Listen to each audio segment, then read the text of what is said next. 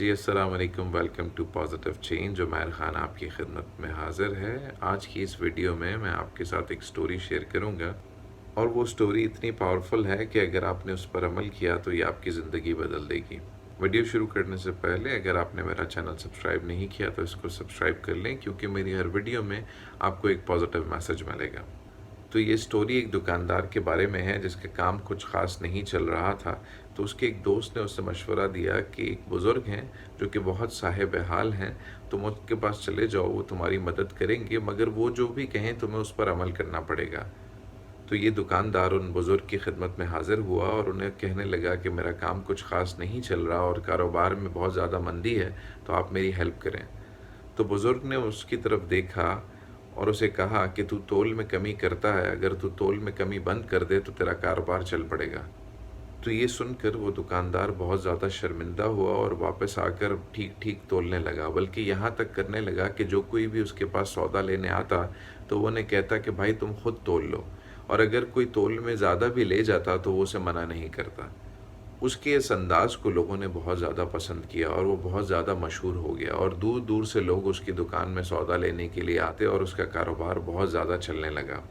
اور جب اس کا کاروبار چلنے لگا تو اسے بہت زیادہ منافع ہوا، اور اس نے اس منافع سے ایک سونے کا ترازو خرید کر اپنی دکان میں رکھ لیا۔ تو وہ اپنی اس کامیابی پر بہت زیادہ خوش تھا، اور اس نے سوچا کہ کیوں نہ ان بزرگ کی خدمت میں دوبارہ حاضر ہوا جائے۔ اس نے کچھ تحفے تحائف لیے اور ان بزرگ کی خدمت میں دوبارہ حاضر ہوا، اور انہیں یہ کہنے لگا کہ آپ کی نصیحت کی بدولت میرا کام بہت اچھا چل گیا ہے اور میں آپ کا شکریہ ادا کرنا چاہتا ہوں، اور انہیں یہ بھی بتایا کہ میں نے ایک سونے کا ترازو خرید کر اپنی دکان میں رکھ لیا ہے۔ اور جب اس نے ان بزرگ کو سونے کے ترازو کے بارے میں بتایا تو ان بزرگ نے اسے کہا کہ وہ سونے کے ترازو لو اور جا کر اسے دریا میں پھینک دو۔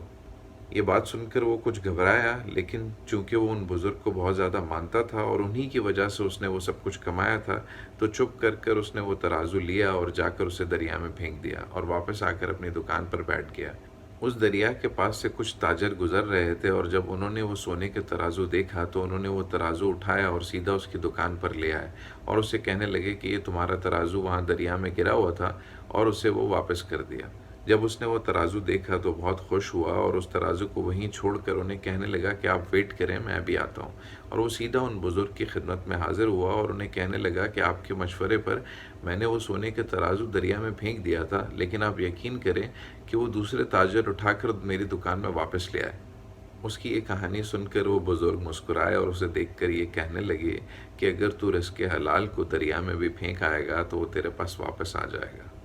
تو اس سٹوری سے ہمیں یہ بات سمجھ آتی ہے کہ اگر ہم رزق حلال کمائیں گے تو ہمارا مال کبھی بھی ضائع نہیں ہوگا۔